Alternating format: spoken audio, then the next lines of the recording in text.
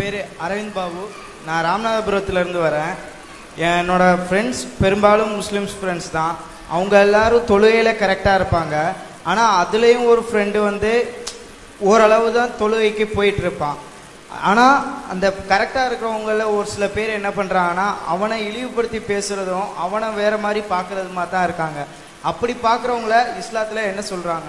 அவர் என்ன கேட்குறேன்னா, முஸ்லீம்களில் அவருக்கு நண்பர்கள் இருக்கிறாங்க. சில நண்பர்கள் வந்து தொழுகையை ஒழுங்காக கடைப்பிடிக்கிறாங்க.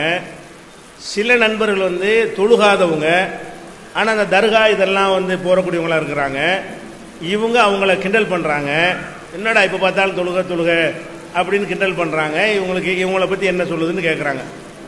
இவங்களை பற்றி என்ன சொல்கிறதுங்கிற நீங்களே முடிவு பண்ணிக்கலாம். இஸ்லாத்தில் வந்து தொழுகை சொல்லப்பட்டிருக்குது. நபிகள் நாயகம் அதை எங்களை கடமையாக்கிட்டு போயிருக்கிறாங்க. அதை செய்கிறது ஒரு முஸ்லீமுடைய கடமை. முஸ்லீமுக்கு சொன்ன கடமையை ஒருத்தன் வந்து இழிவுபடுத்தினானேயானால் அவன் இஸ்லாத்துக்கு சம்மந்தம் இல்லைன்னு அர்த்தம். இப்போ இந்து மதத்தில் உள்ள ஒரு நம்பிக்கையை ஒரு இந்து கேவலப்படுத்தினா அவன் இந்து இல்லைன்னு அர்த்தம்.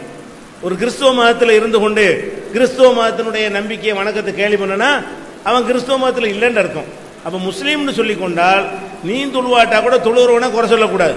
அவன் நல்ல காரியம் செய்கிறான், குரானில் உள்ளபடி நடக்கிறான், நபிகள் நாயகன் சொன்னபடி நடக்கிறான்னு சொல்லி அவனை ஒரு முன்மாதிரியை எடுத்துக்கொள்றதுக்கு பதிலாக இவர்கள் இந்த மாதிரி கேள்வி பண்ணுறாங்க. இந்த கேள்வி பண்ணுறதுக்கு அடிப்படை காரணம் என்னன்னு கேட்டால், அவங்க தர்காவுக்கு போகிற ஆளுக்குன்னு அவரே சொல்லிட்டாரு. தர்காவில் போய் செத்து போன ஆட்களே வணங்கி பழகுனவனுக்கு இந்த தொழுகை அவனுக்கு டிஃபரெண்டாக தெரிகிறது, வித்தியாசமாக தெரிகிறது. இஸ்லாத்தை குரான்லேருந்து படிக்காம, நபிகள் நாயகத்தினுடைய வாழ்க்கையிலேருந்து படிக்காம, அப்பம்பாட்டன் சொன்னதுலேருந்து படிச்சிருக்கிறாங்க. அதனால அவங்களுக்கு அது விகாரமாக தெரிகிறது. அவங்க அதுக்கு சொல்கிற பதில் என்னவென்று சொன்னால், அவங்களுக்கு இஸ்லாத்துக்கு சம்பந்தம் கிடையாது. தொழுகிறதை கேலி பண்ணி முஸ்லீம் மட்டத்தில் இருப்பானே, ஆனால் முஸ்லீம் அல்லாத கேலி பண்ணால் அது அவர் மதத்தில் இல்லாத விஷயம் எடுத்துக்கலாம். ஒரு முஸ்லீமாக இருந்து கொண்டு என்னடா தொழுகை, என்னடா நோம்பு, என்னடா இஸ்லாம்டா முஸ்லீமா? அப்போ அதில் இல்லைன்னு அர்த்தம். ஒரு திமுகவில் ஒருத்தர் இருந்துக்கிட்டு என்னடா கருணாநிதினு கேட்டான்னு அர்த்தம். அண்ணா திமுகவில் இருந்து என்னடா ஜெயலலிதான்னு கேட்டால் வச்சுக்கிடுவாங்களா?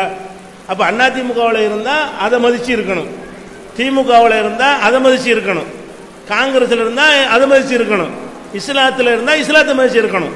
இஸ்லாத்தில் இருந்து கொண்டு இஸ்லாத்தை மதிக்கலைன்னு சொன்னால் அவங்க தாங்களா வெளியே போகிறாங்கன்னு தான் அர்த்தம். இவங்களும் அலட்சியப்படுத்திட வேண்டியதான்.